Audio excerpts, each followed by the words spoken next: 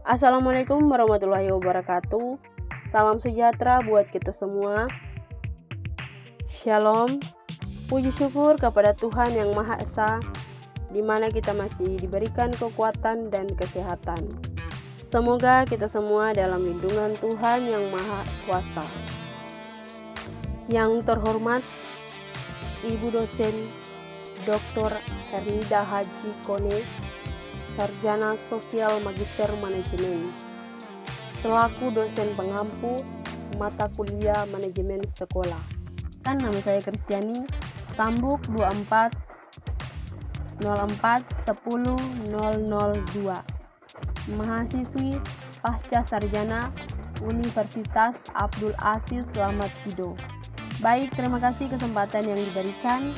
Saya akan memaparkan materi pengorganisasian manajemen sekolah. Adapun latar belakang pengorganisasian manajemen sekolah, yaitu sekolah sebagai lembaga pendidikan formal memiliki peran penting dalam mencetak generasi yang berkualitas untuk mencapai tujuan pendidikan. Diperlukan sistem manajemen yang baik agar seluruh sumber daya dapat dikelola secara efektif dan efisien.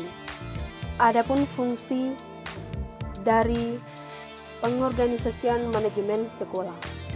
Yang pertama, membagi tugas dan wewenang secara jelas kepada setiap unsur sekolah. Yang kedua, mengatur hubungan kerja agar tercipta koordinasi yang baik. Yang ketiga, mencegah tumpang tindih pekerjaan dan konflik peran. Yang keempat, mengoptimalkan sumber daya untuk mendukung kegiatan sekolah.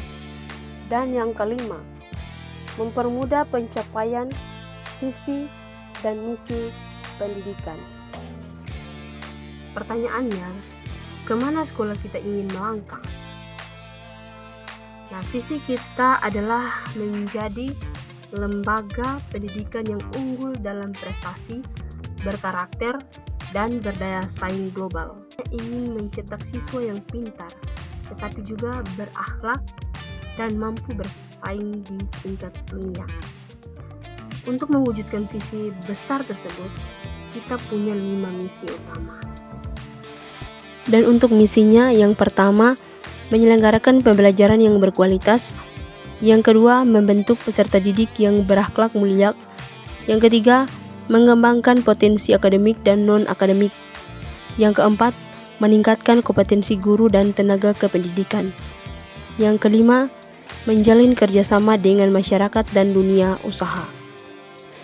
Dengan visi dan misi ini, sekolah kita tidak hanya mencetak lulusan yang cerdas, tetapi juga berkarakter dan siap bersaing di dunia global.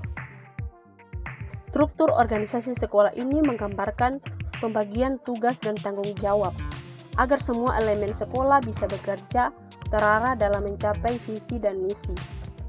Di bagian atas, ada kepala sekolah sebagai pimpinan tertinggi yang mengatur jalannya seluruh kegiatan. Di bawah kepala sekolah terdapat 4 wakil kepala sekolah masing-masing di bidangnya. Yang pertama, Wakasek di bidang kurikulum. Yang kedua, Wakasek di bidang kesiswaan. Yang ketiga, Wakasek di bidang sarpras. Yang keempat, Wakasek di bidang humas. Di level berikutnya, ada guru, tata usaha, dan komite sekolah. Yang paling penting ada di bawah, yaitu siswa. Semua struktur di atas bekerja sama agar siswa mendapat pendidikan terbaik. Jadi, bagan ini memperlihatkan bahwa setiap bagian memiliki peran masing-masing, namun semuanya saling terhubung untuk mencapai tujuan sekolah bersama. Tugas kepala sekolah: memimpin dan mengarahkan seluruh kegiatan sekolah, menetapkan kebijakan dan strategi, mengawasi kinerja guru dan staf, bertanggung jawab penuh terhadap keberhasilan sekolah. Dan berikutnya, tugas wakil kepala sekolah. Yang pertama, Di bidang kurikulum mengatur pembelajaran. Di bidang kesiswaan membina kegiatan siswa. Yang ketiga, di bidang sarana prasarana mengelola fasilitas sekolah. Dan yang keempat, di bidang humas menjalin hubungan dengan masyarakat. Yang berikutnya tugas guru. Yang pertama menyusun dan melaksanakan pembelajaran. Yang kedua membimbing peserta didik. Yang ketiga melakukan evaluasi hasil belajar. Dan yang keempat menjadi teladan dalam sikap dan perilaku. Dan untuk tugas tata usaha, yang pertama mengelola administrasi sekolah. Yang kedua menangani keuangan dan arsip. Yang ketiga mengelola data siswa dan guru. Dan yang keempat mendukung kelancaran operasional sekolah. Dan berikutnya tugas komite sekolah. Yang pertama memberikan pertimbangan kebijakan sekolah. Yang kedua mendukung penyediaan sarana dan prasarana. Yang ketiga menjadi penghubung sekolah dengan masyarakat. Dan yang keempat mendorong partisipasi orang tua dan masyarakat.